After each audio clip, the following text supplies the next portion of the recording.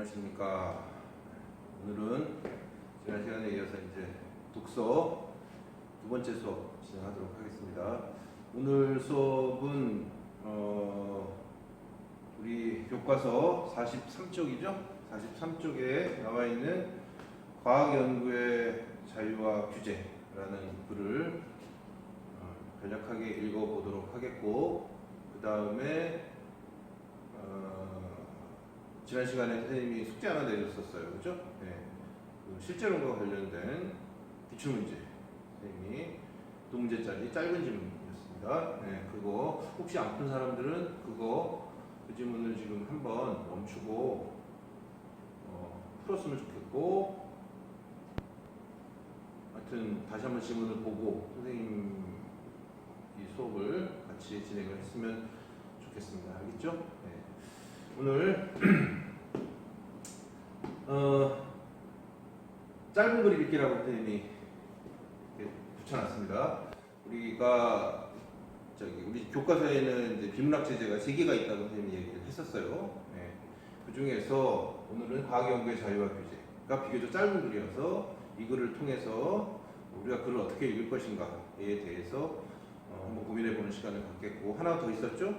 그거는 에리 프롬의 소유냐 존재냐라는 글이었어요. 그건 아주 두꺼운 책의 일부를 발췌한 거라고 했었어요. 그렇죠?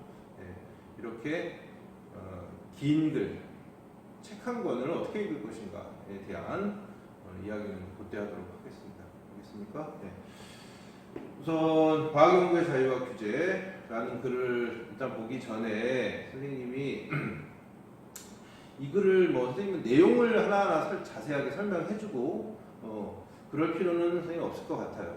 이 수업을 통해서 우리가 얻어야 되는 내용은 뭐냐라는 거는 이 내용 자체를 우리가 좀 깊이 있게 심화해서 이해하고, 그 다음에 자신의 생각을 정립하고, 그 다음에 자신의 견해를 갖게 되는 것, 이런 것도 좋죠. 그리고 궁극적으로는 자신의 주의 주장 견해를 글로 한 편 쓰고 그러면 좋을 것 같습니다. 그런데 이제 그걸 선생님이 지금 이 시간에서 특히 이제 온라인 수업상에서 하기는 좀 어려운 거고, 목표는 소박합니다. 이 내용을 정확히 내가 이해하는 것, 그죠? 결국은 그게 우리 비문학 독서의 본질과도 다 있다, 이런 생각이 듭니다. 알겠습니까? 네. 지난 시간에 선생님 얘기 핵심은 뭐였냐면 수동적으로 글에 끌려다니지 말아라 라는 거 있었어요. 그렇죠? 네. 글의 내용을 내가 미리 적극적으로 사고해서 능동적으로 장악을 해서 글을 내가 끌고 가야 될 수 있겠다. 그래야 글이 잘 읽힌다. 그런 얘기였었죠. 네. 그거를 여기도 한번 적용을 한번 해보는 거고, 그렇게 하기 위해서는 글 전체를 이루고 있는 문단, 그리고 문단을 읽고 있는 문장을 핵심 내용을 정확히 파악하면서 읽는 연습이 무엇보다 중요하다, 이런 얘기를 했었어요. 그리고 그 내용들을 쭉 스스로 자습서 있는 내용을 보는 건 전혀 의미 없어요. 네? 여러분 스스로가 핵심 내용을 10명이면 10개 요약본이 나올 수 있는 거죠. 네. 그래서 짧게 간추려서 좀 적어보고 그걸 쭉 연계시켜서 읽으면 그 글 전체가 요약본이 나오겠지. 네. 그 연습을 지속적으로 해달라는 겁니다. 그렇죠? 우선 학습 목표 선생님 보세요. 학습 목표는 딴 거 없습니다. 우리가 요거를 통해서 문장 독해 잘 해보자 라는 거예요. 네. 중심 내용이 여기든 화제가 있을 거야, 그지? 그래서 지울 수 없는 부분을 다 지우고요, 지울 수 있는 부분들은 다 지우고, 최후에 남겨둔 핵심 내용이 뭐냐라는 걸 항상 염두에 두고 거기를 체크하면서 읽는 습관을 좀 들였으면 좋겠습니다. 알겠죠? 그 핵심 내용은 바로 그 다음 문장에서 언급이 되는, 그러니까 연결고리 역할을 하는 거라고 그랬었죠. 물론 여기서 내가 밑줄을 긋지 않은 내용 가운데서도 중요한 내용이 있을 수 있어요. 그렇죠? 네. 그러나 그거는 다 못 외우잖아. 우리가 다 외울 수 없기 때문에 거기 있다는 걸 기억만 하고 가면 좋겠습니다. 어렴풋이라도 기억이 있어야 문제를 풀 때 관련된 내용이 나오면 그 부분으로 가서 정보를 확인할 수가 있겠지. 그렇지? 그 연습만 꾸준히 모든 글에, 심지어는 지난 시간에 얘기했던 대로 뭐 신문을 읽을 때 그 교과서 독해는 물론이고요, 그렇죠? 그러면 다 교과서잖아. 뭐 과학 지문도 마시고, 그지? 그리고 과학 책도 그렇고 한국사 책도 그렇고요. 그렇기 때문에 그 연습이 여러분들이 여야 하겠다. 물론 여러분 잘 해요. 그렇죠? 그래도 좀 정보량이 많거나 최근에 수능 경향을 반영하는, 그죠? 난도 높은 질문이 나오면 여러분들 힘들어 한단 말이야. 작은 것부터 차근차근 단계를 밟아가는 게 무엇보다 중요하다. 그런 선생님 생각이 들어서요. 이 글도 마찬가지로 그런 관점에서 선생님이랑 내용을 한번 검토해 보는 것 정도를 해보면 어떨까? 이런 선생님 생각이 들었습니다. 그리고 문단을 다 읽고 나면요, 그렇죠? 핵심 내용을 스스로 한번 선생님 요약을 한번 해보시고요. 요약이라는 게 뭐 거창한 거 아니고 다 버리고 나서 여러 문장이 있었잖아. 여러 문장 가운데서도 또 중요한 문장이 있을 거야, 그렇지? 그 내용을 한번 적어보고요. 그리고 글 전체 요약을 한번 해보시라는 거야. 이 글 되게 쉬워, 어렵지 않은 글인데 이런 글조차도 여러분들이 그런 태도로 이거를 읽어 나가기를 바라고, 그런 관점에서 선생님도 오늘 수업을 진행하도록 하겠습니다. 진행할게요. 과학연구의 자유와 규제라는 제목이야. 지금 봤더니 총 문단이 11개인가요? 문단이 11개 정도 되는 것 같아. 11개의 덩어리로 글 전체를 이루고 있는 글이야. 제목은 뭐? 과학연구의 자유와 규제.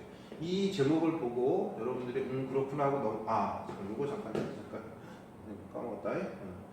예를 들면 이런 거야. 문장 그렇게 잘 하자 그랬어요. 2013년도 수능 시험 과학 지문에서 나왔던 단락 하나를 가져왔다고.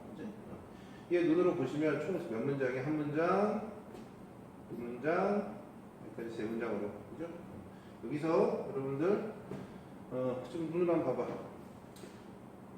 첫 문장 읽어볼까요? 우주에서 지구의 북극을 내려다보면 지구는 시계 반대 방향으로 빠르게 자전하고 우리는 그 사실을 잘 인지하지 못한다.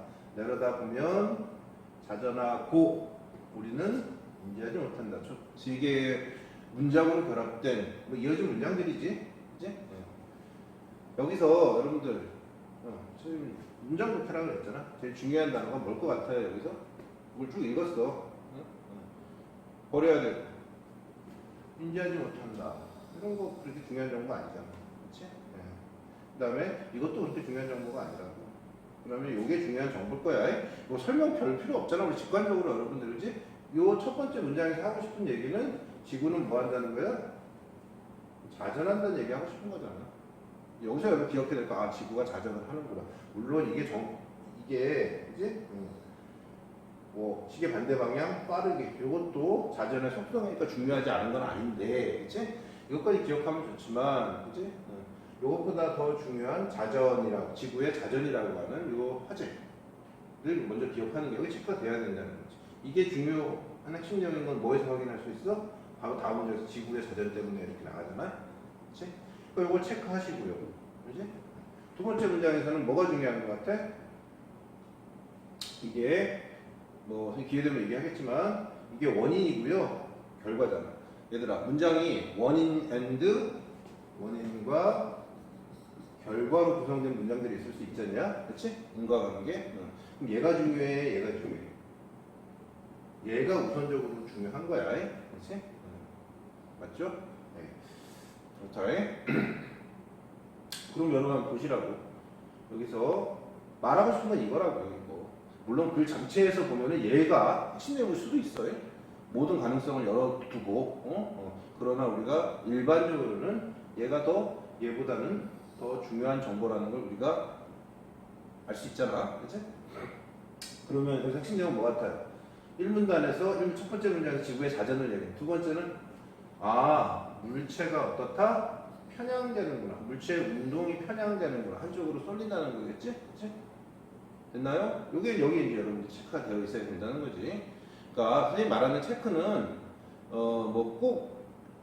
밑줄 연필로 또 형광펜을 칠하라는 뜻만은 아니에요. 이 정도는 여러분들이 머릿속으로 충분히 응원계를 사고하면서 읽기 때문에 중요한 내용이라는 걸 여러분들이 판단하고 넘어가라는 거지.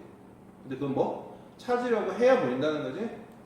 됐습니다. 세 번째 문장에서는 제일 중요한 단어 뭐 같아? 그래. 뭐다? 전향력이라고 하는 단어가 이제 핵심이겠지? 이러한 현상은 뭐야? 지구상의 물체의 운동 방향이 편향되는 현상은 뭐에서 발생한다? 전향력인데 얘는 가상적인 힘이라고 하는 거죠. 그러면 이 내용을 전체적으로 요약해보면 뭐야? 지구가 자전해서 지구상의 물체는 편향되어서 운동을 하는데, 그치? 이런 편향된 운동 방향을 발생시키는 원인을 전향력이라고 한다. 전향력과 지구의 자전에 의해서 지구상에 운동하는 물체는 편향된다. 라는 게 첫 번째 이 문단의 핵심 내용이겠지. 그러니까 중요한 단어들이 들어갔는지 여러분들이 그걸 판단하면서 읽으면 된다는 거예요. 이렇게 사고하면서 읽는 거, 이런 태도를 갖자는 거지. 내 말 이해하지? 그런 생각을 항상 여러분들이 가지면서 읽어야 독해 실력이 늘어요. 중요한 정보, 덜 중요한 정보 항상 구분하면서 읽는 습관 길러주기 바랍니다. 다시 볼까? 이것도 제목을 과학연구의 자유와 규제 이랬잖아. 이거를 그냥 넘기는 사람들도 있겠지만 사고해야 된다고 했어, 선생님이. 이거를 또 어떻게 또 생각해 볼 수 있어요? 생각해 보는 거지. 어떻게? 이 글의 화제는 과학 연구에 대한 이야기겠구나, 그치? 그러면 자유와 규제라고 하는 두 가지 쟁점을 던졌다, 그치? 그러면 여러분 생각해봐라. 이 글의 구조가 하나의 완결성을 가지고 있는 구조라고 전제를 했을 때 우리 비문학, 수능에 나온 비문학 다 하나의 나름대로 완결성을 가지고 있는 거야. 시작과 끝이 분명한 거라고, 그렇죠? 했을 때 이 글은 전개되는 방향을 생각해봐라. 일단 자유를 과학 연구에는 자유를 줘야 한다 라는 주장이 하나 있을 수 있고, 아니다, 규제해야 된다는 주장이 있을 수 있겠지. 두 개의 견해가 어떻게 되는 거야? 충돌하는 거겠죠? 이게 이제 쟁점일 거야. 동의하나? 그러면 일단 얘네는 뭐야? 주장이기 때문에 주장에는 반드시 뭐가 따라붙을 수밖에 없어? 이 주장을 뒷받침해주는 내용, 즉 근거, 그죠? 근거들이 있을 수밖에 없어요. 근거를 쓰기 위해서 여러분들 다른 내용들은 비교하기도 하고 대조하기도 하고 예시를 들기도 하고 가장 강력한 근거는 바로 예시지, 그렇지? 네. 이런 방법들을 활용을 해서 주장을 할 거란 말이에요. 그럼 여러분 내용을 생각해봐. 이 글은요 이렇게 진행이 되겠지? 세 가지 가능성이 있다고 생각해요. 첫 번째는 과학 연구에는 자유를 허용해야 한다라는 주장과 그 다음에 이를 뒷받침해주는 근거가 해당되는 단락들이 있을 것이고, 아니다, 그치? 규제를 해야 된다라는 주장을 할 것이고, 거기에 해당되는 근거, 이 내용이 있을 거라고, 그치? 그래서 결국은 얘가 더 중요한 거, 그치? 두 개가 싸우는 거라고, 그치? 그래서 아마 이런 거겠지? 자유를 허용해야 된다라는 주장에 대한 반론을 규제, 해야 한다는 주장이 나올 텐데, 이 근거를 무너뜨리기 위해서 얘가 나올 것이고, 그치? 서로의 주장이라고 하는 거는 뭐냐면 상대방의 뭐를 무너뜨리는 것? 근거를 무너뜨리는 거예요. 그게 이제 주장의 핵심이죠. 그래서 얘가 이길 수도 있고 얘가 이길 수도 있겠지. 그래서 가능성은 첫 번째 결론을 예측해 보세요. 결론. 그래서 결국은 이제 두 개 사이 이제 공방이 오고 가겠지, 그렇지? 그래서 결국은 자유를 허용해줘야 한다라는 주장이 있을 수 있고, 아니다, 뭐 해야 된다? 규제를 해야 한다라는 주장, 그렇지? 맞나요? 첫 번째 자유를 허용해야 한다, 두 번째 아니다, 규제해야 된다. 세 번째 가능성도 있을 수 있죠. 그건 뭘까? 자유를 주되 규제를 해야 한다는, 그렇죠? 이런 걸 소위 말하는 절충이라고 합니다. 절충, 그죠? 절충이라, 그죠? 자유도 세모, 규제도 세모, 그치? 뭐 이런 세 가지의 가능성을 염두에 두고 글을 읽어야 될 것 같습니다. 아무튼 자유를 줘야 된다. 왜냐하면 이렇기 때문에. 아니다, 규제해야 된다. 왜냐하면 이렇기 때문이다. 그렇죠? 그래서 느낌상 자유를 줘야 된다는 건 아닌 것 같지. 왜? 규제가 뒤에 있잖아. 그지?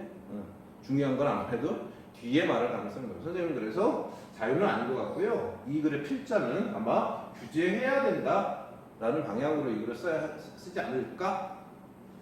그러다 보면 이 여기에 해당되는 내용의 분량이 더 많을 수밖에 없을 거라고. 그치? 이거 하나 하고 그래서 규제해야 된다. 자유는 최대한 제한해야 된다라는 결론으로 갈 수도 있고 아니면 좀 얘기했던 대로 그렇게 두 가지를 절충할 수도 있겠다. 두 개 다 중요하다라는 방향을 갈 수도 있겠다. 이 두 가지를 놓고 선생님은 이제 아마 규율이 전개되지 않을까라고 선생님은 짐작을 해봅니다. 이것조차도 이 짐작이 뭐야? 능동적 사고예요. 능동적 사고. 이런 생각을 하면서 여러분들 읽었으면 좋겠습니다. 알겠죠? 그러면 하나하나 선생님이 이제 다 읽을 수는 없을 것 같고 첫 번째 문단부터 선생님과 한번 가볼게요. 첫 번째 문단이야. 첫 번째 문단이니까 도입부니까 어떻게 이 글을 시작하는가 한번 볼까요? 도입부는 보통 구체적인 예시 사례 가지고 많이 드는 것 같아요. 어떤 쟁점이 있을 때 쟁점과 관련된 구체적인 예시를 가지고 시작하는 경우가 많아요. 왜요? 그래야 사람은 일반적이고 추상적인 원론적인 얘기는 별로 재미는 흥미가 없어요. 구체적인 사안에 대해서 그죠?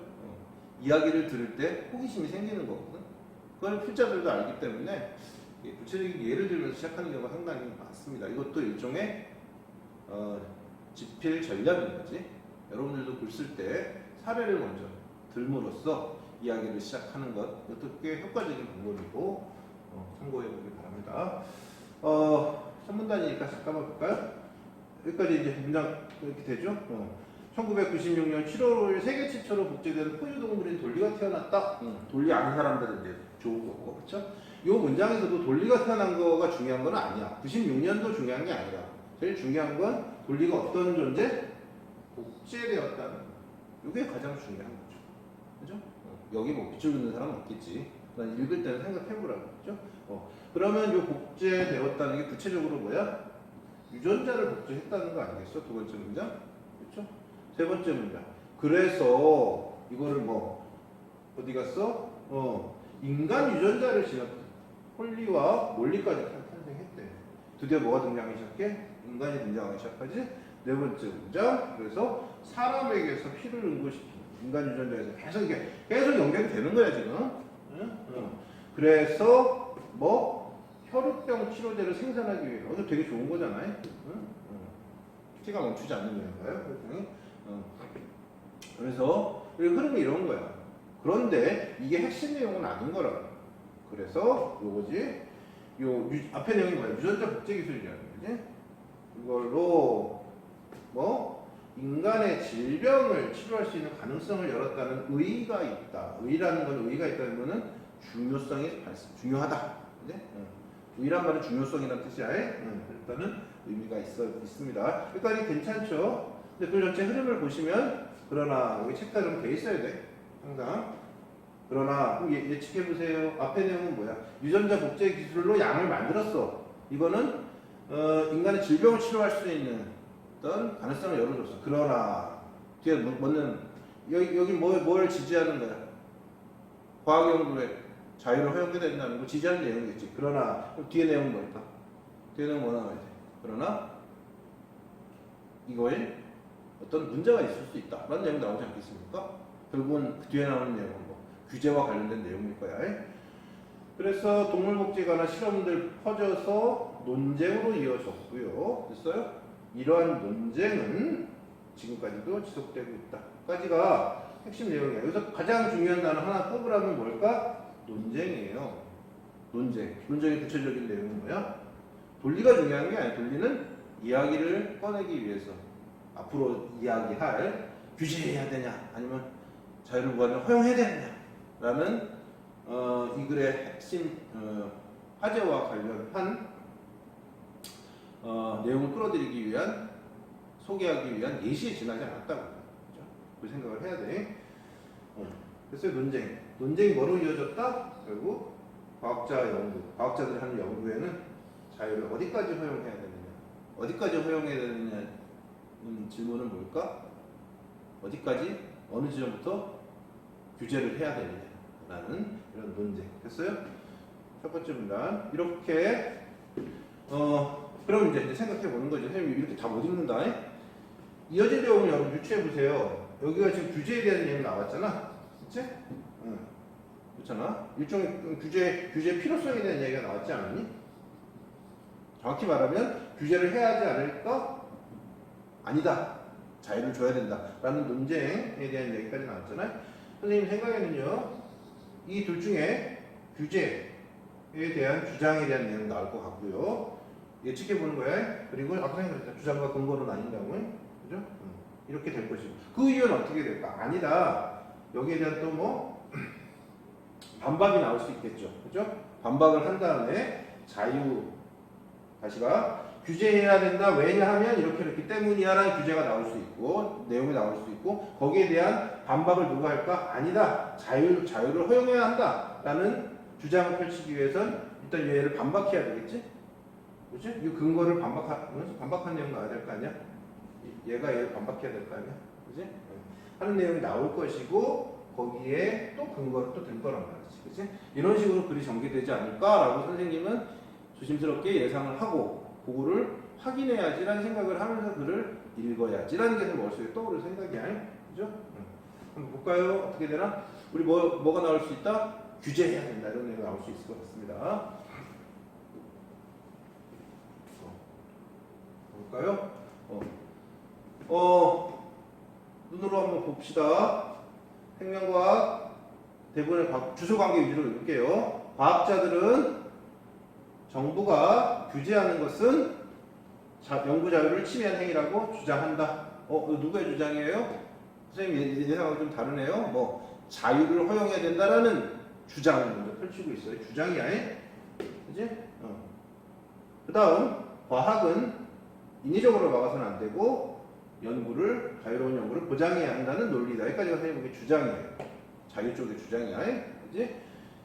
왜냐하면 이제 근거 내용이 나와야 되겠죠? 근거. 왜냐하면 그렇게 해야 난치병도 치료할 수 있고요. 과학기술 경쟁력도 높일 수 있으니까 과학연구의 자유를 침해하면 안 된다. 라는 주장을 펼친다는 거죠. 이렇게 선생님은 주장과 근거로 나눠서 여러분들이 읽었으면 좋겠습니다. 그런데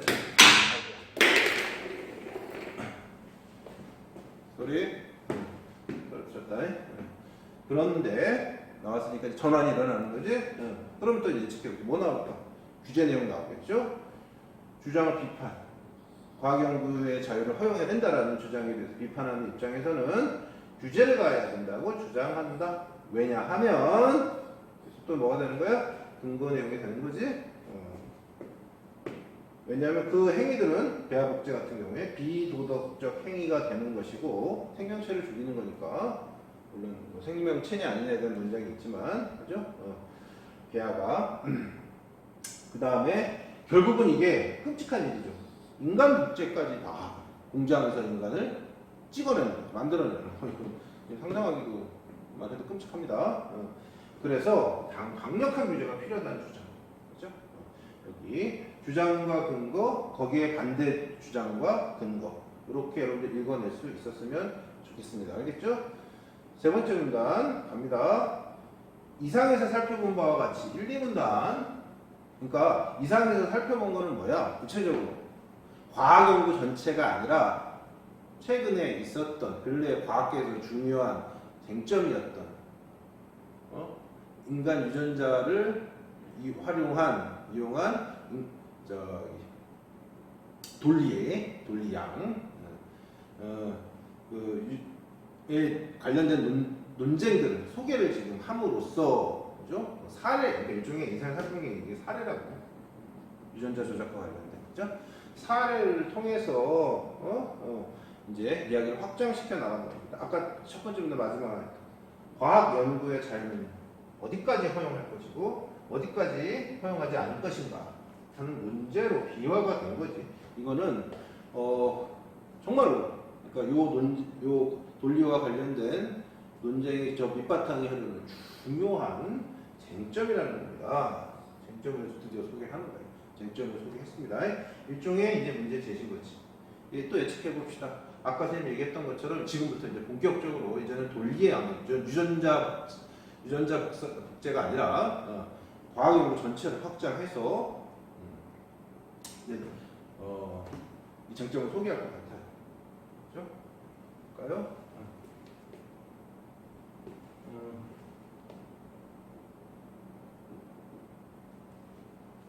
볼게요. 빨리 갈게요. 네 번째 문장, 중심 문장, 선생님이 보기엔 첫 번째 문장 같아요. 자유를 허용하는 것은 오랫동안 이어져 왔다는 거예요. 이거는 일반적인 통념이야. 과학자들이 실험하는데 연구하지 마라, 하지 말아라 간섭하는 것은 안 된다. 간섭하면 안 된다라는 건 일반적인 통념. 그건 우리도 당연히 그렇게 생각할 수 있을 것 같습니다. 왜냐하면 그래야 여기서 나온 것처럼 뭐 진보가 이루어질 수 있는 거고요. 그 다음에 과학이라고 하는 것 자체가 객관적인 영역이고요. 그렇죠? 그래서 사회 통제에서 벗어나는 것이 바람직하다라는 것이 전통적인 이들. 이걸 선생님이 얘기했던 일반적인 통념이에요. 핵심 주장 자유를 허용해야 한다. 그거는 지극히 진리에 가깝게 다가오는 당연한 거죠. 이건 의심의 여지가 전혀 없었던 사실이었다. 까지 됐나요? 됐어요. 의심의 여지가 없었다. 그럼 여기 체크해야겠다. 그게 뭐로 드러나냐 하면 사회계약의 형태로 이제 드러났다는 거야. 사회계약의 형태. 그래서 국가 과학이 서로가 서로에게 과학 어디 갔어요? 국가는 과학에게 공공에게 극대화를 기대했고요. 그래서 과학계에다가 과학자들에게 지원을 해줬고요. 그렇지? 그 다음에 자율성을 존중해줬다. 이거를 이 내용 뭐라고? 그러니까 제1차 사회계획 계약의 구체적인 내용은 뭐야? 자유를 허용해줬다고. 물론 기대하는 것들이 있었죠. 그래서 성과가 극대화되게 했다는 거지. 이렇게 구체적인 형태로 우리나라도 마찬가지야. 뭐 대표적으로 각종 연구소, 특히 대학에는 연구 과제를 주고 대학에다가 정부에서 자금을 돈을 지원해주고 있습니다. 그죠? 연구 기금으로. 지금 우리나라도 지금 일어나고 있는 거예요. 제1차 핵심은 자유를 허용해야 된다. 그 구체적인 양상으로 뭘 우리가 확인할 수 있다? 사회계약 근거가 될 수 있는 거지. 이렇게 갈게요.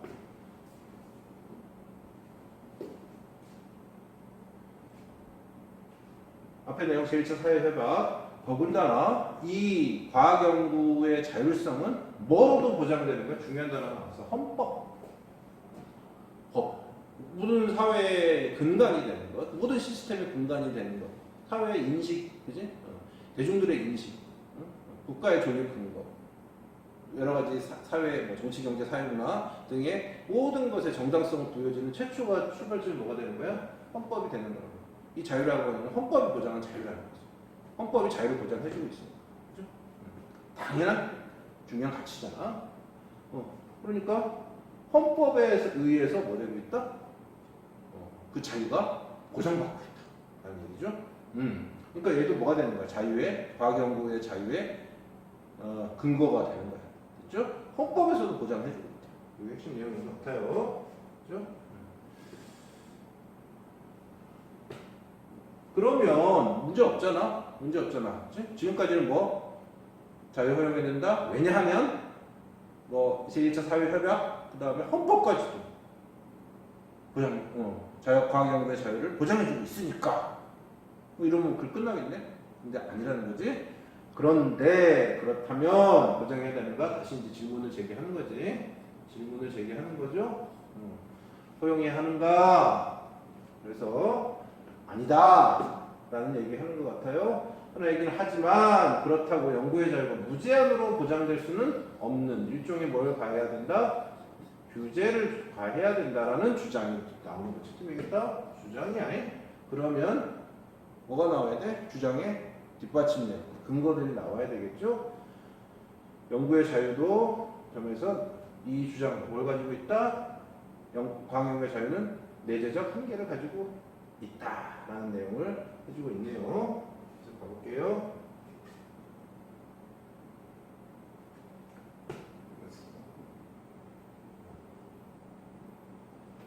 중심 내용만 체크하면서 갈게요. 과학이 여러분 너무도 잘 아는 원자폭탄 만듭니다. 그런 과학은 사실은 사람의 생명을 파괴하는, 자연을 파괴하는, 생태계를 파괴하는, 인류를 멸망시킬 수도 있는 어마어마한 무기 아닙니까? 그렇죠? 그런데도 그런 사실 앞에서 우리가 과학을 무조건 그러다 보니 생긴 괴물이 원자폭탄 아니야? 그렇죠? 네. 아무튼 이렇게 원자폭탄 얘기도 나오고요. 대량 살상 무기, 소외, 환경 파괴. 그러면서 자연스럽게 규제가 필요하다는 얘기가 나오고요. 그래서 더군다나 80년대 이후에는 아까 제1차 사회협약이 있었지, 2차 사회협약이라는 게 등장을 합니다. 그럼 부담분다는 예측, 이게 뭘까? 이렇게 가야 되겠지. 이 내용은 뭐다? 산학협동이라는 이름으로 지금 우리나라도 뭐 마찬가지인데요. 과학이 산업적 이윤중 대 국가 경쟁력 제고라고 하는 강조 뭐 이런 역할들 하겠지. 절대적인 게 아니라서 일정한 사회적 규제가 어떻게 된다? 필요하다? 설득력이 없게 되었다? 이게 뭐 필자의 생각일 수도 있는 것 같습니다. 그런데 그렇다고 해서 이 연구 수행의 자유 역시도 우리가 간과해서는 안 되는 중요한 가치일 수 있다? 선생님 아까 뭐라고 그랬어? 규제냐 아니면 절충이냐 그랬지. 슬슬 어디로 가는 것 같아? 필자는 절충으로 가는 것 같아. 둘 다 중요하다 이렇게 가는 거지. 따라서 결론 볼까요? 절대적인 자유나 규제는 이문법에서 벗어나자. 규제 아니면, 그러니까 자유 허용하지 않으면 반드시 규제해야 되는 거고, 규제 아니면 반드시 그냥 무한정의 자유를 허용해야 되는 거고, 이렇게는 보지 말자. 흑백으로 보지 말자. 이런 생각 같아요. 애매한 절충이죠. 그래서 적절하게 뭐 하자? 좋아하자. 어쨌건 자유를 제한하든, 자유를 허용하든, 규제하든, 궁극적인 목적은 뭐야? 사회적 공동선을 실현시키기 위해서 과학이 사용되어야 된다. 이런 내용일 것 같습니다. 그렇죠? 선생님이 다 읽지 않았어. 여러분들이 뭐 이건 너무 여러분들 쉽게 이룰 수 있는 그림 것 같습니다. 교과서에 있으니까 그냥 다뤄봤는데 아무튼 선생님이 말하고자 하는 바는 핵심 내용 문장을 하나 읽더라도 핵심 화제가 뭔지 생각하면서 좀 읽어보자는 것 하고요. 그다음 제목으로부터 전체 구조를 유추해 보시고 그걸 흐름 좀 따라가면서 좀 읽어달라는 시 선생님의 핵심 뭐 당부랄까 이런 거였어요. 그래서 예를 들면 이런 걸 정리 한번 해볼까요? 선생님 그랬잖아. 저기 한번 적어보는 거 중요하다고. 그렇지? 이거 흐름만 좀 따라가 보자. 1문단 뭐를 시작했어요? 유전자 복제 양에 대한 이야기를 시작했다고요. 여기서 뭐가 생겼어? 논쟁이 생겼다고. 어떤 논쟁? 과학자 연구를 어디까지 자유를 허용해야 되느냐라는 논쟁이 생겼다고요. 그렇지? 이 논쟁의 두 번째 문단 핵심 내용은 뭐였다? 연구를 보장해야 된다. 왜냐하면 난치병도 치료할 수 있고요. 과학기술의 경쟁력도 향상시킬 수 있으니까. 아니다. 사회적 규제가 필요하다. 비도덕적 행위, 생명체를 죽이는 거니까, 생명을 죽이는 거니까, 그 다음에 인간을 복제할 수 있다. 라는 근거를 가지고 규제해야 된다는 이런 논쟁이 막 붙었다고요. 됐죠? 그런데 요 얘기를 하는 거는 뭐 때문이야? 일종의 사례였다는 거예요. 이걸 통해서 과학 연구의 자유와 한계를 어떻게 설정할 것인지라는 문제 제기를 하는 거예요. 이건 하나의 사례고요. 그럼 이 결론이 어떻게 될까? 여기 선생님이 얘기했다. 자유냐? 아니면 규제해야 되느냐? 아니면 절충할 것이냐. 그죠? 생각하면서 읽자 그랬어요. 네 번째 문단부터는 자유에 대한 얘기 나와요. 자유. 학문이나 연구는 객관적인 것이기 때문에 외부의 간섭을 받으면 안 되고 자율성을 보장해줘야 된다. 자유를 증진시켜줘야 된다. 그게 더 진리에 다가가는 거다. 오케이? 네. 그래서 그 결과로 뭐가 2차 세계대전 이후에 제1차 사회협약을 맺었다고요. 이 협약의 내용은 국가는 과학에 지원을 해주고 과학 연구에 자율성을 존중해주고 대신에 과학은 공공이익의 극대화라고 하는 목표에 부합하는 연구를 해야 되겠지. 이런 서로 주고받는 게 있는 거죠. 이게 사회 협약이에요. 과학과 사회 또는 국가라고 할 수 있을 것 같아요. 그렇죠? 더군다나 육문단으로 가는 거야. 이 내용은요, 이 자유라고 하는 연구의 자유라고 하는 부분은 헌법에서 보장해주고 있다. 자유라고 하는 가치는 됐나요? 그건 우리나라도 마찬가지예요. 육문단. 됐어? 그런데 이게 되게 중요한 근거잖아. 과학 연구의 자유, 그지? 그런데 이 육문단 말씀 가면 무슨 얘기가 나오냐면 모든 그러니까 헌법에 근거하고 있다 그래서 모든 자유를 다 무한정 허용해줘야 되는 건 아니다라는 또 주장이 헌법을 연구한 사람들한테서 나온다는 거야. 그러니까 헌법이라고 하는 근거를 무너뜨리는 거지. 그렇죠? 헌법이라고 하는 근거를 무너뜨리는 거예요. 꽤 중요한 전략인 거지. 그래서 내재적 한계를 지니고 있다. 이 전략인 거야. 헌법에 의해서 자유가 보장받았는데 헌법에서 다르게 해석할 수 있는 여지를 볼 수 있다는 거야. 헌법에도 있다는 거지. 그래서 헌법에서 연구의 무제한 자유를 허용하는 건 아니다라는 견해가 있는 거지. 더군다나 어디 갔어요? 더군다나 과학을 통해서 대량 살상력이라든지 인간 소외라든지 환경 파괴 같은 많은 문제들이 생겼잖냐? 그런 거야. 자유를 무한정 허용하면 안 된다는, 그죠? 더군다나 두 번째, 제2차 사회협약이 80년대 이후에 맺어졌는데 사회는 국가라고 할 수도 있어요. 그렇게 지원을 막 해주는 거죠. 그런데 이걸 통해서 과학은 산업적인 이유를 준비시키고 국가 경쟁력을 제고시킬 수 있는 이런 것들을 국가에 주는 것이겠지. 여기까지 맞나요? 네.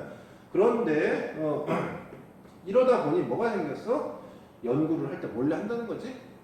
비밀주의, 자주적 통제가 되지 않고요. 그 다음에 비윤리적 부정행위가 만연하게 되는 거야, 과학계.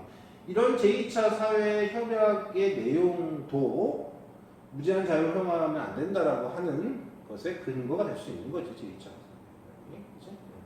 따라서 마지막 결론, 문제가 심각하지 않냐? 결론, 과학 연구에서의 자유가 절대적으로 보장되는 것은 아니다. 규제가 필요하다. 이제 과학계의 윤리의식과 사회적 책임의식이 필요하다라는 주장으로 마무리가 되는 듯 했습니다. 그러나 결론, 규제와 자유의 문제에 있어서 뭐가 필요하다? 적절한 조화가 필요하다. 이분법적으로 접근하지 말고 공동체, 국가, 사회의 공동선이라고 하는 목표를 실현시키기 위해선 적절하게 두 개를 조화시킬 필요가 있다라는 결론으로 이거를 마무리하고 있습니다. 맞나요? 여러분들이 우리가 모의고사에서 보는 그런 글들도 아니고요. 편하게 읽을 수 있는 글이지만 교과서에 수록이 되어 있고 여러분들이 전체적인 흐름을 파악하면서 있는 과정에서 참고해봤으면 좋겠습니다. 알겠습니까? 네, 우선 요거는 요 내용은 여기까지 마치도록 하겠습니다. 네.